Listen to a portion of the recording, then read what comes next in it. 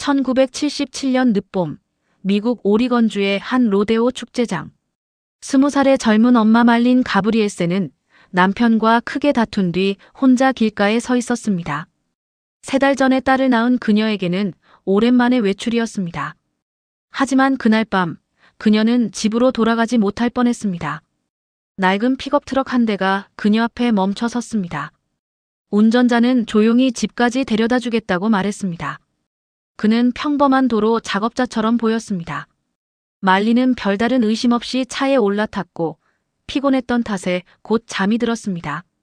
하지만 눈을 떴을 때 차는 이미 고속도로를 벗어나 깊은 숲속으로 들어가고 있었습니다. 남자는 갑자기 칼을 꺼내 그녀의 목에 들이댔습니다. 그는 말린을 숲속으로 끌고 가 청바지와 속옷, 부츠를 칼로 찢어버린 뒤 잔혹하게 성폭행했습니다. 말린은 울면서 애원했습니다. 집에 아기가 있어요. 제발 집에 보내주세요. 놀랍게도 남자는 그녀를 죽이지 않았습니다. 그는 다시 차를 몰아 그녀를 집 근처에 내려줬습니다. 말린은 몸도 씻지 않은 채 경찰서를 찾아갔고 범인을 이렇게 묘사했습니다. 숲에서 일하는 크고 건장한 남자 같았어요. 그 남자의 이름은 조나서 에크로이드. 당시 오리건 교통부 소속의 고속도로 작업원이었습니다. 하지만 경찰은 그를 기소하지 않았습니다. 그리고 그것은 훗날 20번 고속도로 전체를 공포로 몰아넣을 사건들의 시작이었습니다. 오리건 20번 고속도로는 평화로운 오리건주를 가로지르는 주요 간선도로 중 하나입니다. 하지만 1970년대 후반부터 1990년대 초반까지 이 고속도로는 실종과 폭행, 살인이 끊이지 않는 죽음의 고속도로로 변해갔습니다. 사람들은 이곳을 20번 고속도로의 유령들이라고 부르기 시작했습니다. 그 유령들 뒤에는 한 남자의 그림자가 짙게 드리워져 있었습니다. 바로 조나서 에크로이드의 그림자였습니다. 그의 이름은 말린 가브리엘센 사건 이후에도 계속해서 여러 미제 사건들 속에서 회자되기 시작했습니다. 단순한 우연이라고 보기에는 너무나도 섬뜩한 일치들이 잇따랐기 때문입니다. 수사당국이 말린의 증언에도 불구하고 에크로이드를 기소하지 못한 것은 당시 법적인 제약과 증거 부족 때문이었습니다. 성폭행 사건의 특성상 피해자의 증언만으로는 유죄를 입증하기 어려웠던 시절이었습니다. 이는 에크로이드에게 더 큰 대담함과 확신을 주었을지도 모릅니다. 그의 범죄 행각은 여기서 멈추지 않고 더욱 대담하고 잔인한 형태로 이어졌습니다. 1년 뒤인 1978년 크리스마스 이브 아침, 35세 여성 케이 터너는 남편과 함께 오리건주 캠프 셔먼에서 휴가를 보내고 있었습니다. 평소 마라톤과 등산을 즐기던 그녀는 아침 식사 전에 가볍게 조깅을 하러 나갔습니다. 그녀는 다시 돌아오지 못했습니다. 남편은 오전 10시가 넘도록 아내가 돌아오지 않자 직접 차를 몰고 주변을 돌아다녔습니다. 하지만 케이는 보이지 않았습니다. 결국 경찰이 출동했고 눈 덮인 숲길에서는 이상한 흔적이 발견됐습니다. 케이의 운동화 자국 옆으로 훨씬 더 큰 남성의 발자국이 남아 있었습니다.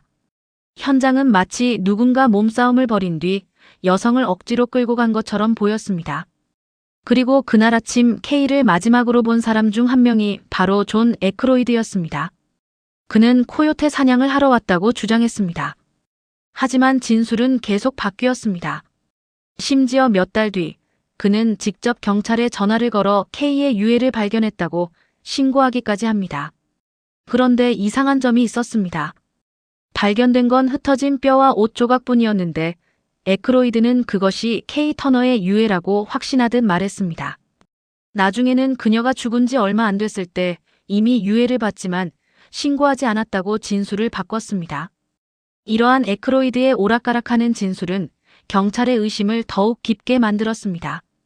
그가 단순히 우연히 시신을 발견했다고 보기에는 너무나도 부자연스러운 행동들이 이어졌기 때문입니다. 그의 진술은 마치 짜 맞춰지지 않은 퍼즐 조각처럼 서로 맞지 않았고 심지어는 자신의 죄를 감추려는 듯한 인상을 주었습니다. 하지만 직접적인 증거가 부족했기에 경찰은 그를 케이 터너 살인사건의 유력한 용의자로 지목하면서도 기소할 수는 없었습니다.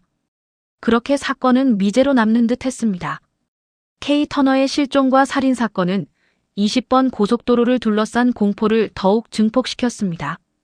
사람들은 이제 이 고속도로를 단순한 이동수단이 아니라 언제든 자신들을 위협할 수 있는 어두운 공간으로 인식하기 시작했습니다. 하지만 시간이 흐르면서 20번 고속도로 주변에서는 계속해서 여성들과 소녀들이 사라지기 시작했습니다. 1977년에는 15세 카렌 리와 14세 로든이 그리섬이 가출 후 실종됐습니다. 마지막 전화에서 카렌은 친구에게 이렇게 말했습니다.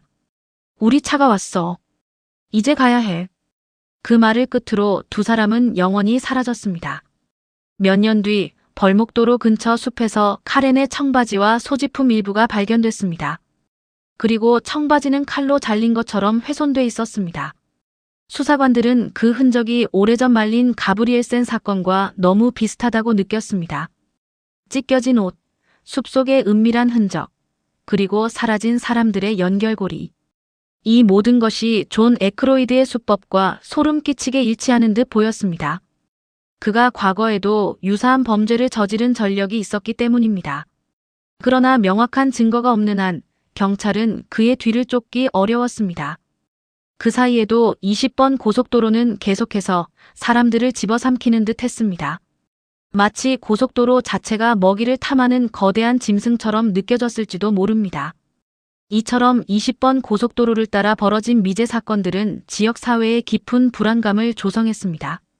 주민들은 자신의 자녀들이 외출하는 것을 두려워했고 특히 젊은 여성들은 히치하이킹이나 밤늦은 귀가를 꺼리게 되었습니다. 이러한 공포는 단순한 낭설이 아니라 실체가 있는 위협으로 다가왔습니다. 그리고 1990년 존 에크로이드의 의붓딸이었던 13세 라찬다 피클까지 실종됩니다. 라찬다는 외딴 산티암 정션에서 살고 있었습니다. 친구들은 그녀가 집에 돌아가는 걸 두려워했다고 말했습니다. 여벌옷을 학교에 숨겨둘 정도였다고 합니다. 주변 사람들은 에크로이드가 라찬다를 지속적으로 학대했다고 증언했습니다. 이는 에크로이드의 내면에 숨겨진 폭력성과 잔혹성을 드러내는 충격적인 증언들이었습니다. 그의 가장 가까운 가족조차도 그의 소나기에서 벗어날 수 없었다는 사실은 그가 얼마나 위험한 인물인지를 여실히 보여주었습니다. 하지만 그녀 역시 끝내 발견되지 않았습니다. 수사관들은 확신했습니다. 이번에도 존 에크로이드다. 그의 가족조차 그의 잔혹한 본성에서 벗어날 수 없었던 것입니다. 그의 의붓딸이 사라진 것은 단순한 가출이 아닌 더 깊은 어둠의 그림자가 드리워진 사건으로 보였습니다.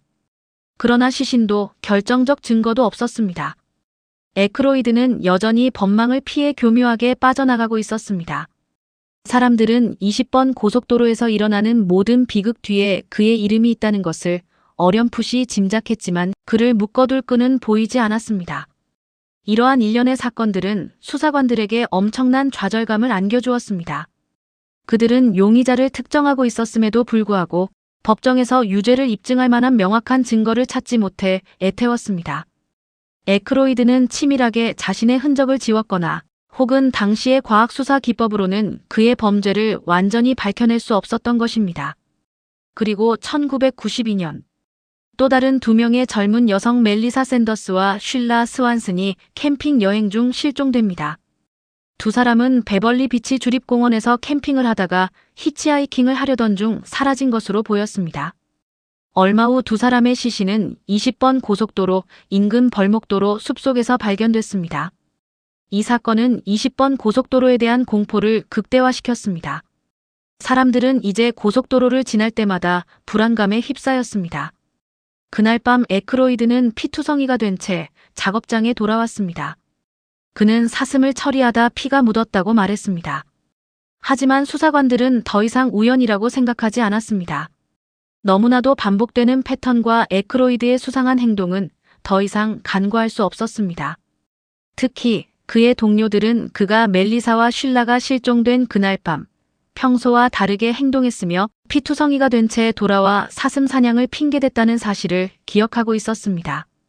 이 증언은 그를 향한 의심의 불씨를 더욱 크게 지폈습니다. 그들은 오래전 케이 터너 사건을 다시 파헤치기 시작했습니다. 수많은 미제 사건들을 엮어줄 핵심 고리를 찾기 위해 과거의 기록들을 다시 들여다보고 증거들을 재검토했습니다. 에크로이드를 향한 의심의 눈초리는 이제 확신으로 변하고 있었습니다. 특히 그가 K 터너의 유해를 발견했다고 신고한 당시의 진술과 행동들이 다시금 주목받기 시작했습니다. 그의 모순된 증언들은 이제 단순한 기억 착오가 아니라 범행을 은폐하려는 시도로 해석되었습니다.